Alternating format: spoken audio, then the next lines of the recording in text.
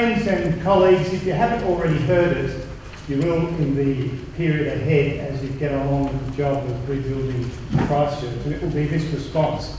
That might be a good idea, but it can't work here. It's too expensive, it's not viable, we've never done that here before, it doesn't suit our style. I want to interrogate that response in the context of what I'll refer to as the Three Horizons model of planning. Now, the American management gurus, McKinsey's, after an exhaustive study of several hundred firms, proclaimed the magic ingredient that distinguished those firms that seem to prosper and reinvent themselves in the long run, and those firms that might have flared up for a while and then fall by the wayside. And that magic ingredient was their capacity to simultaneously plan and act on three horizons. Now, the first horizon is like, and no offence to anybody in the room, it's a bit like the accountant's horizon. We want to make sure our costs are under control, we want to look after our existing business, we don't want to do anything terribly dramatic, we just want to run a tight ship. That's the first horizon. The second horizon is, well, we're looking for opportunities to add value to our core business. Again, we don't want to stray too far away from what we're doing. We might want to add some value by way of packaging services with our product. We might want to find a strategic ally to work with to reach a greater clientele, something like this. The third horizon, as the name might suggest, is where we lift our sights a bit higher. We contemplate a different future for our business, still based on our competencies and on our skills and what we do well, but perhaps performing in an entirely new space. Now, as Christchurch looks at its future and contemplates the three horizons, it needs to remember this, that you must work on each horizon simultaneously. Don't do it sequentially.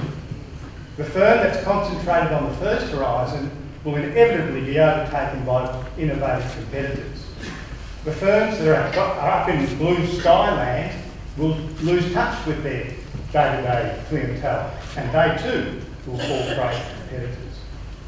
Now, as Christchurch looks ahead, it can look ahead with confidence. The economy here is fundamentally strong. Again, it may not seem so from within this place, but from outside, I see a New Zealand economy that is essentially very flexible and dynamic. Resources move relatively rapidly to where they're needed. So the population that was here prior to the quake had a purpose to be here. They wasn't want to fatten the system. They were required by the economy of the region.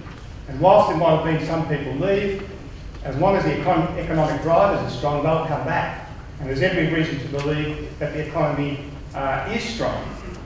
I noticed in the numbers this week that there's $1.6 billion worth of dairy product exported through the port here in 1 year. It's an amazing figure. Now, I know that there are controversies around milk production and irrigation and water, etc. But what it says to me is that Christchurch is at the hub of a highly prosperous region, a richly endowed region. And even more interesting, I note that Christchurch is blessed with a very large group of what I call advanced business services. Lawyers, engineers, designers, human resource managers, strategic managers, management consultants, planners, etc. This sector worldwide is what's driving the creative economy. Now, there are creatives and there are creatives. The more boring creatives are actually doing their work, energising other enterprises, helping them think through their horizons. Christchurch has a disproportionate number of these firms, and they're growing at a faster rate than the rest of the country. So there's something to work on there. Now, in terms of progressing along the horizons, I thought I'd give you a 60, for the non-economists amongst you, a 60-second tutorial on how regional economics works. So Christchurch draws in sales from outside its borders. Now, these are export sales that could be overseas, but more than likely that could be to the hinterland or other parts of New Zealand. And you also get inward investment. The suppliers to those outside clients in turn make demands on their own suppliers, who in turn employ households, who in turn spend their money, so you get a multiplier effect. But counteracting that multiplier effect is a series of leakages from the economy. Households might do their spending elsewhere. They might jump on a plane and come to Melbourne to do some shopping. They might import products required for production in this region. Savings might flow out of the region and dividends might flow out of the region. The game is pretty simple. The game is, let's try to keep our inflows ahead of our outflows, and let's try to have it as localised a Christchurch economy so that the local multiplier effect is as strong as it possibly can be.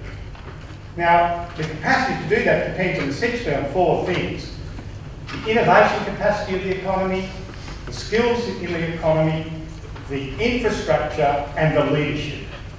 And before the quake, I would have said that Christchurch was already well placed. But there are many reasons to believe that with the earthquake, on each of those four buttons, Christchurch can look forward to an even stronger campaign. Take, for example, infrastructure.